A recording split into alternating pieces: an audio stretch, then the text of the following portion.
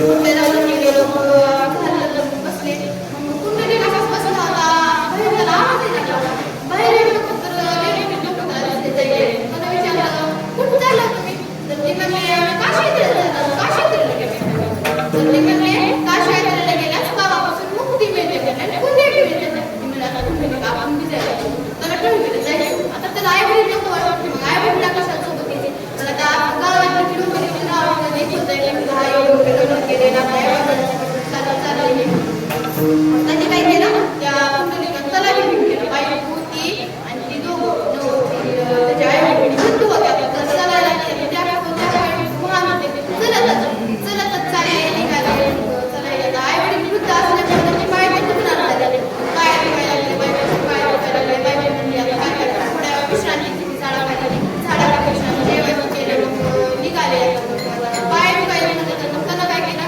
आपल्या आईवडिलांच्या गळ्यात दुरी मारली त्यांनी कुठं दिसत होतं तरीही त्यांना कसं तरी आणि तिथून त्या आईवडिलांच्या गळ्यात दुरी मारली हातात दुरी आणि बाईकला आपल्या खांद्यावर बसविला आणि तसंच काशी परत गेला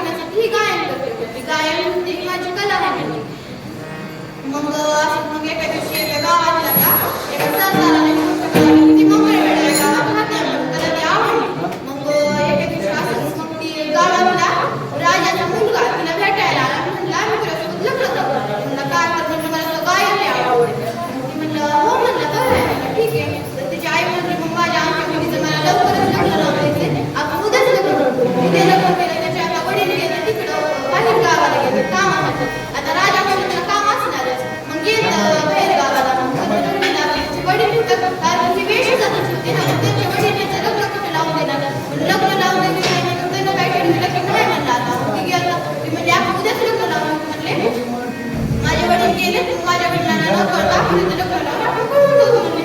ते लग्न लावायच्या टाइमात तिच्या वडिलांना त्या सरदाराला त्या सरदाराला जाऊन तिच्या वडिलांना सांगितलं म्हणलं तू फोटो तुला 2 मोठ्याची हार होती मोठ्याच्या हारा आधीच्या काळात किती किंमत लागते आधीच्या काळात पैसे होते जास्त महान होते मग तुम्ही ठरविलं म्हणलं हो म्हणला जातो मला बोलतो मी लग्न आम्हाला घालायची त्यावेळेस आला म्हणला काल तू काय करायचीस म्हणलं आम्ही लग्न करायला मग तुम्ही कसं आला म्हणजे आम्ही माझं काम प्रमाणे मी आलो नको म्हणलं का माझ्या मुलासोबत लग्न करू म्हणलं का माझा मुलगा आधीच विवाह आहे खोटं बोलण्यासाठी कसं समजला तुम्हाला माझा मुलगा विवाह आहे म्हणला तू त्याच्यासोबत लग्न करू कसं असं खोटं कसं बोलायला नाही मला खोटं वाटायला तर याला 2 मुलं सुद्धा आहे काळोखाचा रडू लागली तिला आता पश्चाताप होऊ लागला म्हणून कसं आपण हो म्हणलं तिला म्हणली आया मला आता पंढरपूरला जायचंय का नका म्हणली बाई आपल्याला जमत नसते बाई आपण पैसे जाऊ आपण मंदिरात घेऊन येतो म्हणजे का गं मला जायचंय म्हणजे जायचं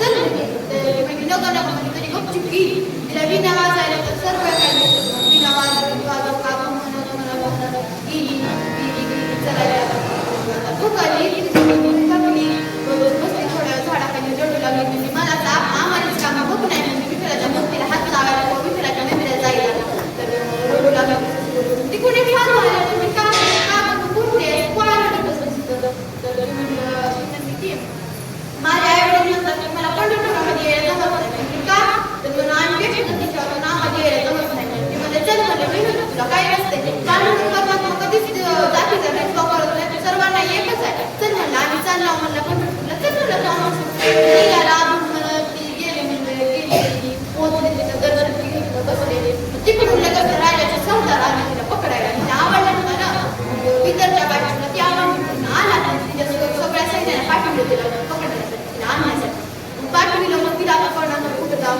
आपण मुली गेली तिला दिसले ती लगेच त्या विठ्ठलाच्या मंदिरात गेली तिला कोंडून घेतली कोंडून घेतलं ना आपण म्हणत तिथंच त्या विठ्ठलाच्या बैलाला हात लावला ती हात लावला त्या खड्डाकडे ती म्हणली बाप मला वाटत होतं की या जगात माझ्या एवढं सुंदर कोणच नाही आणि माझ्या एवढं कोमल कोणच नाही मग ती म्हणजे आता मला कळालं की माझ्या सुंदर पण ह्या जगात तू व्हायचं आणि माझ्या कोमल तुला हात लावला एवढं तुझ्या पायाला पट्टा पडला तू किती कोमल असेल तेवढं म्हणताच ती विठ्ठला त्या विदर्च्या वाच्याच्या सैन्य मध्ये दिसायला तिचा प्राण जायला तिचा प्राण त्या विठ्ठलाच्या चेहऱ्यावरच सुटून दिला आणि तिच्या आत्म्याला आपल्या मुक्तीमध्ये सामावून आता किती मोठी असते त्या विठ्ठलाला काय गरज होती का तिच्या आत्म्याला तिच्या सामावून घ्यायची कारण ती विठ्ठलाची खूप भक्ती करत होती म्हणून विठ्ठलानं तिचा देह आपल्या मूर्तीमध्ये सामावून घेतला आणि विठ्ठलानं तिला वाचवलं सुद्धा म्हणजे आशा करणे आपल्या भक्त जन्माला यायला पाहिजे आशा करणं जन्माला आल्यानंतर आपला देश पावन होऊन जातो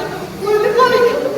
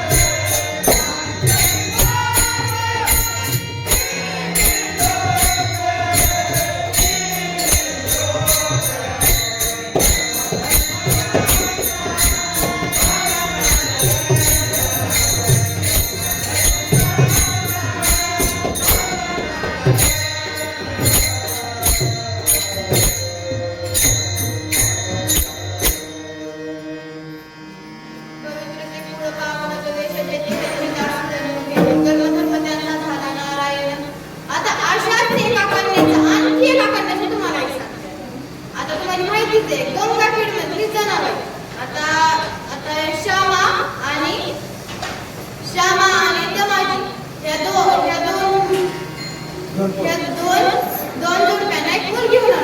श्यामा आणि करुण ह्या दोन जोडप्यांना एक मुलगी होणार. करुण नाही गर्भवती होती. मग आता तिने तिच्या आईने विचारलं, रामाने विचारलं, म्हणलं आता आई तू सांग बरं काय होईल ते मला. मला मुलगी होईल का मुलगा होईल. म्हणलं आता मला काय सांग, तू दररोज पंढरपुराची वारी करतोस ना, दर पंढरपुराच्या वारीला तू जर तरी विठ्ठलला विचारलं नाही. विठ्ठलाची गेला म्हणला विठ्ठला तू सांग आता मला काय होणार. 2-3 वेळ म्हणला. मग अचानक आवाज आला.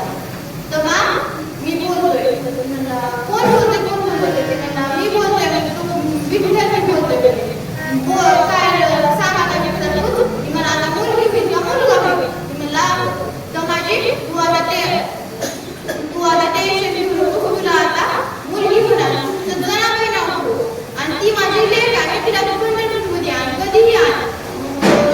मोठी झाली त्याची जनाबाई ती निघाली. चल म्हणली करू चल वारी निघाली. आपल्याला जायचं कुठे मग वारी आली गेली. चल लवकर. म्हणजे बघा की बघा काही जनाबाई ऐकला नाही काय होतं ना गं जण थांब मिळत आम्ही जाऊ तुला सुकाटा तुला जेवायला कुठे भेटत नवबाई येणार मला काय सांगायचं नाही. जनाबाई म्हणजे मला काय सांगायचं नाही येणारच. म्हणजे पुढच्या बाजूला म्हणजे नाही म्हणजे गेल्या बाजूला तसंच म्हणलं होतं तुला पुढच्या बाजूला तर ह्या बाजूला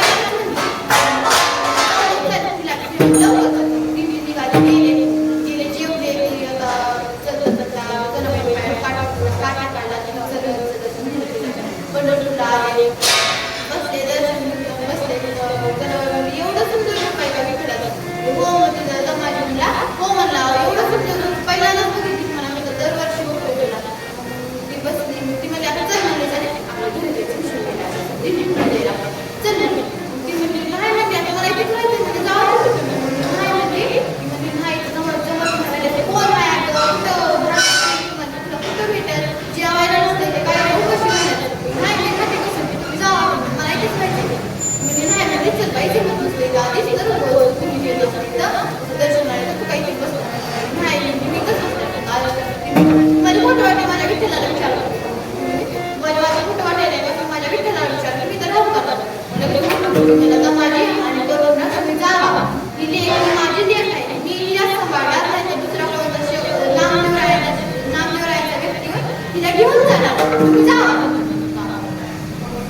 रडू लागले ते दोघांना. तिला तुला तर कसं सोडून जमत तरी गेले जावा सांभाळ कारण जनाबाई ही माझी लेख आहे मला. गेले ती नामदेवरायचं दर्शन घेतलं रडत कुठं जाऊ कोण आहे काम रडत होती. जनाबाई आहे गंगाखेड मधले माझ्या आईवडील मला सोडून गेले. विठ्ठल म्हणला होता की माझी लेख आहे माझ्यापासून राहणार. मग ती मला चल मला रडू नको तुला माझ्या घरी येतो. त्याला घरी आणलं मग बसविलं म्हणजे घरी 13 सदस्य होतं. 13 सदस्य असल्यामुळं ती आली तिची आई झाडी बनवली आला तिच्या आई रागी काय बोलत म्हणजे आल्या अगं आई मी तर आणखी आपल्या घरी आणलं कशाला आणलं आता काय आपल्या घरी काय कमी आहे 13 जात आहे ते कोण येतं राजाई कोणाने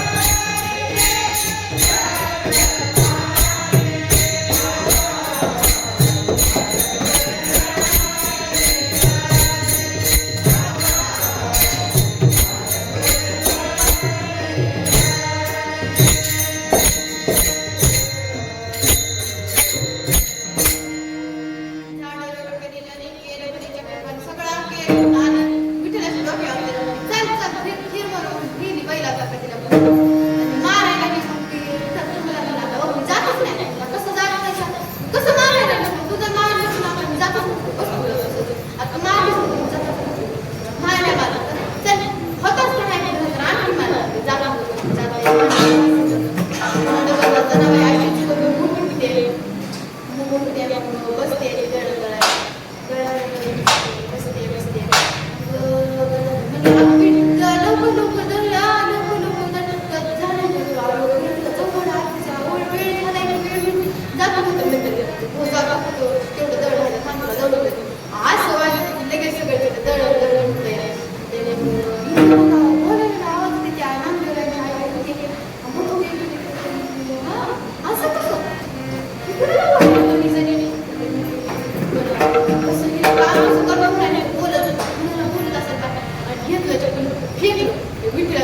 तुम्हाला कळत नाही का माझ्या विठ्ठलाला कसं चप्पल फेकून मारला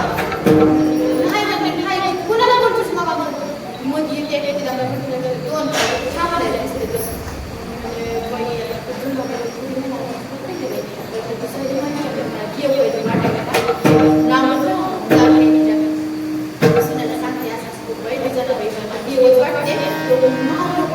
पाय छापले कुणाला छापली कुणाला काही कळालं नाही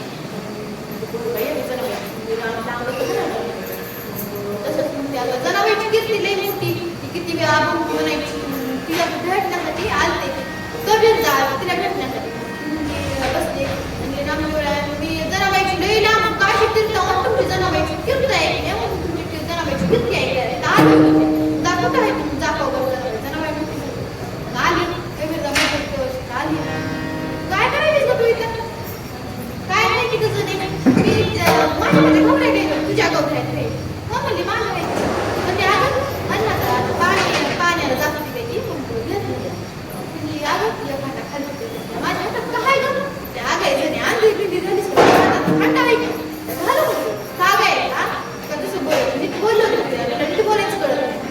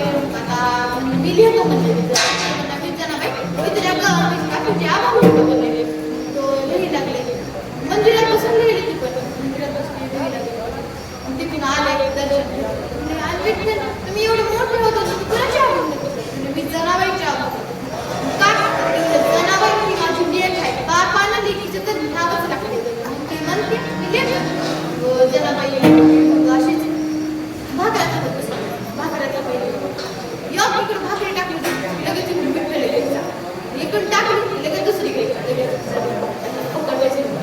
टाकली लगेच घेतला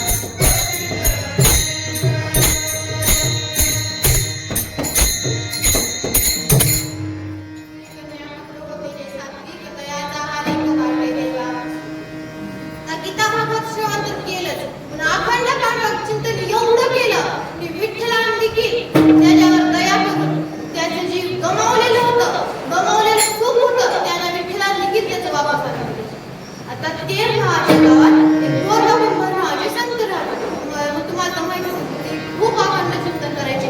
विठोबाचं एवढं चिंतन करायचे, बासच ती एवढं एवढं चिंतन करायला लागले की त्यांना इकडचा आवाजच यायचे नाही. कुणी बोललं त्यांना आवाज तरी दिला तर त्यांना आवाज एवढे मग्न व्हायचे ते विठ्ठलाच्या भक्तीमध्ये. मग भक्तीमध्ये मग असं दररोज त्यांचं बारकी छोटं गाव होतं. मग तो गोरगोबंबर विठ्ठल विठ्ठल म्हणाला का लहान लेकरं आता टाळ्या वाजवत विठ्ठल विठ्ठल म्हटलं की टाळ्या वाजवत ते वाजवायचं असं विठ्ठल विठ्ठल विठ्ठल इकडे विठ्ठल विठ्ठल म्हणलं की टाळ्या वाजवायचं. मग असंच एका दिवशी दररोज भजन झाले. एका दिवशी असेच होते बसलेले. मग गेले आता कुंभार असल्यामुळं माती तर मडक्यासाठी माती लागणार, माती तुटवावं लागेल ना.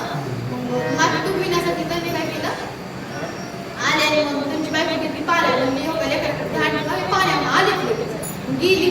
हो म्हणले ध्यान गेले चिखलावर विठ्ठल विठ्ठल विठ्ठल विठ्ठल विठ्ठल चालू इकडं रेपूट रडायला लागलं. तुम्हाला म्हणलं ना त्यांना काहीच कसलाच आवाज नाही, कुणाचाच आवाज नव्हता. कुणी जरी काय बोललं त्यांनी आवाज ते आला नाही, काही नाही. विठ्ठल विठ्ठल म्हणत राहिले.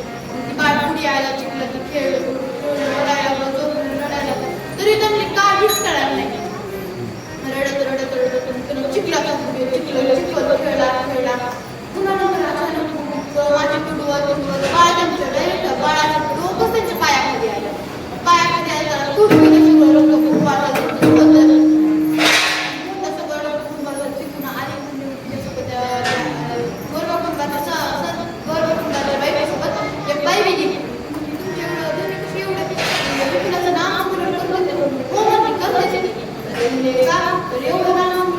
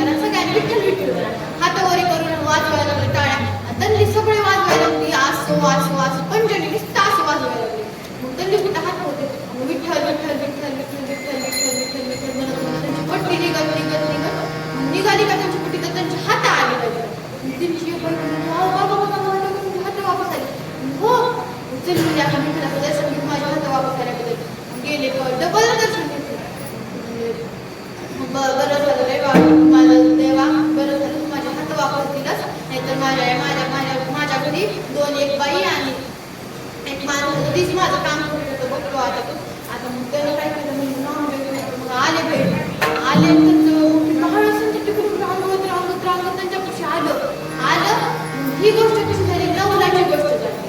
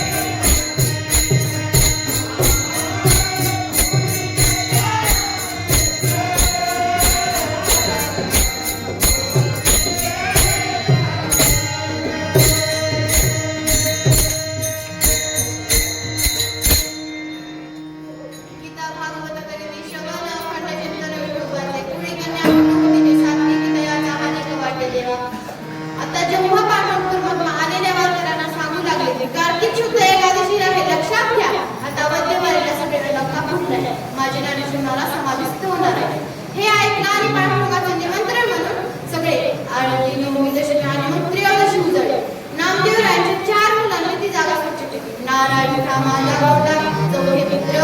ती जागा स्वच्छ केल्यानंतर जेव्हा समाधीची वेळ झाली तेव्हा सर्व संत दुःखी झालेले आहे. तेव्हा एक हात नरसिंह महंताचा देवाने धरला, एक हात शौर्यवंती निवृत्तीनाथाने धरला. देव निवृत्तीने दिले दोन्ही कर जात ज्ञानेश्वर वैसावल्या. जेव्हा समाधी स्थळाकडे अंजन चालवला गेला तेव्हा मुक्ताबाईनं आपल्या धाकट्या भावाच्या शोकांताकाच्या गळ्याला कडकडून मिठी मारली.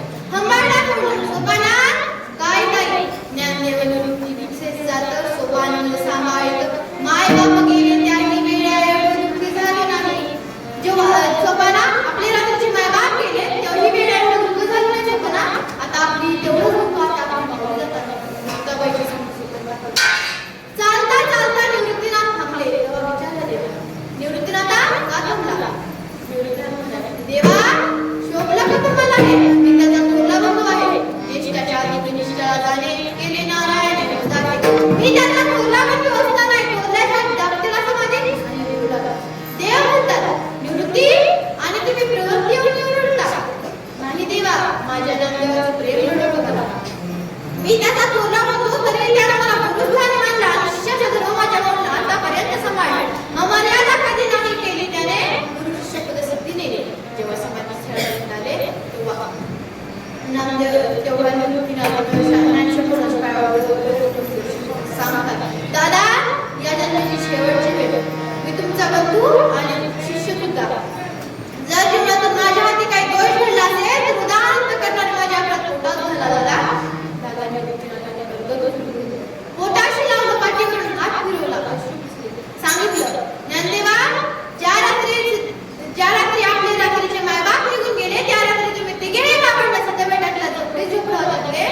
मलाच आई बाबांनी थोरला नाथांनी जावं केली. झोपडीच्या बाहेर बोलावलं होतं. तो आई बाबाला तेव्हा आई बाबा म्हणाले, निघालो आम्ही आनंदाच्या प्रवासाला. देहांत प्रयासित आला. निवृत्ती एकच वाईट वाटतं रे.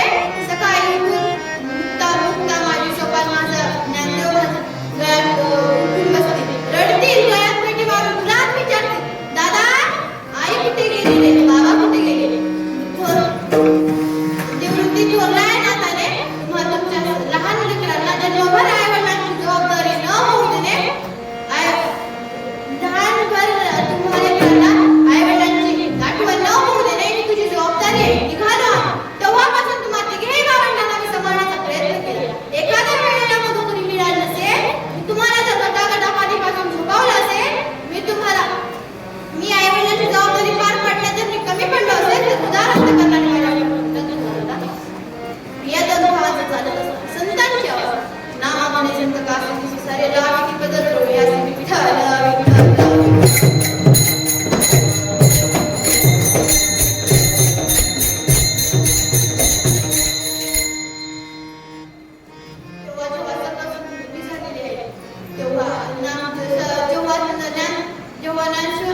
तीन वेळा नमस्कार करून समाधीस्थ होतात तेव्हा सर्वात जास्त दुःख झाले ते नामदेव राय सर्व संतांच्या पुढे थड थड थड थड डोकावून घेतलं आणि देवा नामदेवा एवढं का वाईट वाटून घेता रे? देवा तीर्थयात्रेचा प्रसंग आठवून तुम्ही मला माऊलीचं स्वाधीन केलं होतं आणि माऊलीला सूचना दिली होती. लाडका लाडकावे नाम चिताने दयाला मजगी होणार आरोग्य सापडे नामा माझी वेडे आणि मागे पुढे सांभाळावे तहान बुद्ध जाणीवीची मद चिंतायची घोर वाटे. अगदी त्या सूचनेचं तंतोतंत पालन माझ्या माऊलीला केलं होतं तेव्हा मला लेकरासारखं माझ्या पुढे सांभाळलं. रडता रडता नामदेव रायाची उद्गार आले, देवा धार गेली उडून पाण्यात धार बळी गेले बांधल्या पिंडाचा तुटला से आळा कुठून राण माळ पाकायचं. जेव्हा सर्व संत दुःखी झाले जेव्हा मुक्ताबाई रडतात, सुकांता रडतात, निवृत्तीनाथ रडतात, नामदेव राय रडतात, भगवंत रडतात तेव्हा विचार रुक्मिणी मातेने, देवा हे सगळे रडतात नातेसंबंधाने, संत रडतात प्रेमाच्या वियोगाने. मुक्ताबाईचं बंधूचं नाते आहे पण बापाचं बंधूचं नाही. निवृत्तीनाथाचं गुरु शिष्याचं नातं आहे ते खरं आहे देवा. पण आज जग रडू लागला की अश्रू पुसणे तुमचं काम आहे देवा. तुम्ही खरं करून लागून केलं तेव्हा देवाने रडतच उत्तर देव म्हणती रुक्मिणी हाची देवती विचारलेली हे ज्ञान संजीवनी जाणून रडवी धन्य धन्य जरा याची ज्ञान आहे तो वाहती येईल टाळी वैकुंठ कोणासी जो करील याची यात्रा तो तारी कळी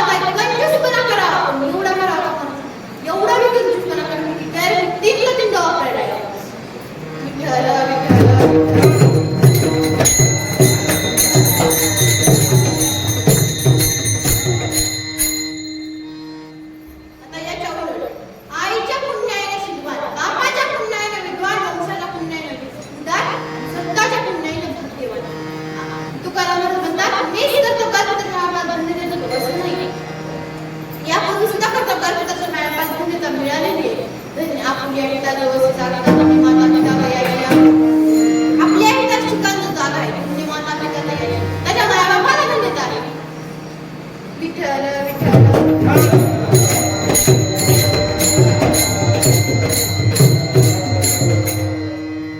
आता तुम्हाला संभाजी महाराज माहित असेल संभाजी महाराज किती काय काय केलं बरं आपल्यासाठी संभाजी महाराज शिवाजी महाराज